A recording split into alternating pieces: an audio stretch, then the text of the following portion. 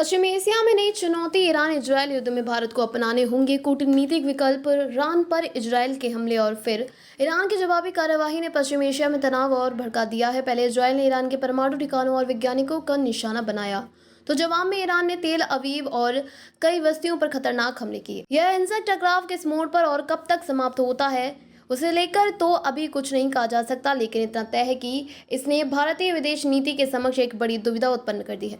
Israel के साथ भारत के रक्षा से लेकर तकनीक तक व्यापक हित जुड़े हैं। वहीं ईरान के साथ भारत के ऐतिहासिक संबंध रहे हैं। भारत में करोड़ों शिया मुस्लिम रहते हैं और ईरान के शिया समुदाय का वैश्विक नेता माना जाता है। इसके अतिरिक्त ईरान ऊर्जा संसाधनों से भी संपन्न है। चाबहार बंदरगाह क्षमताओं को पूरी तरह भुनाए ना जा सकने के बावजूद वह कनेक्टिविटी के एक अहम कड़ी है। इस मामले में कई और महत्वपूर्ण पहलू भी जुड़े हैं। खाड़ी देशों में भारत के सामरिक, आर्थिक एवं वाणिज्यिक हित जुड़े हैं। इसी कड़ी में संयुक्त अरब अमीरात यानी यूएई भारत के सबसे बड़े व्यापारिक साझेदार में से एक के रूप में उभरा है।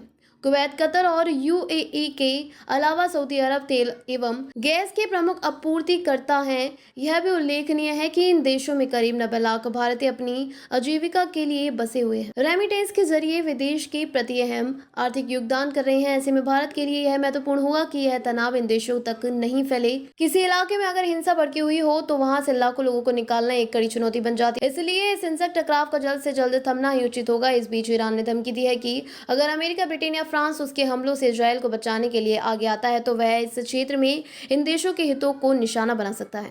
परिस्थितियों को भांपते हुए भारत ने हाल में एक विवेक सम्मत बयान जारी किया। विदेश मंत्रालय ने इस टकराव पर चिंता जताते हुए कहा कि भारत हालात पर नजर बनाए हुए है। दोनों पक्षों से संयम बरतने की सलाह देते हुए विदेश मंत्रालय ने कहा कि दोनों पक्षों को टकराव बढ़ाने से परहेज करना चाहिए। मुद्दों को सुलझाने और स्थिति को शांत करने के लिए संवाद और कूटनीति के मौजूदा चैनलों का उपयोग किया जाना चाहिए। भारत के दोनों देशों में मित्रवत संबंध है और वह कोई भी सहायता करने के लिए तत्पर है। इजरायल ने जिस दिन हमला किया उसी दिन प्रधानमंत्री बेंजामिन नेतन्याहू ने प्रधानमंत्री नरेंद्र मोदी को फोन कर अपनी कार्यवाही से अवगत कराया। वहीं विदेश मंत्री एस जयशंकर ने इजरायल और ईरान के विदेश मंत्रियों से बात की।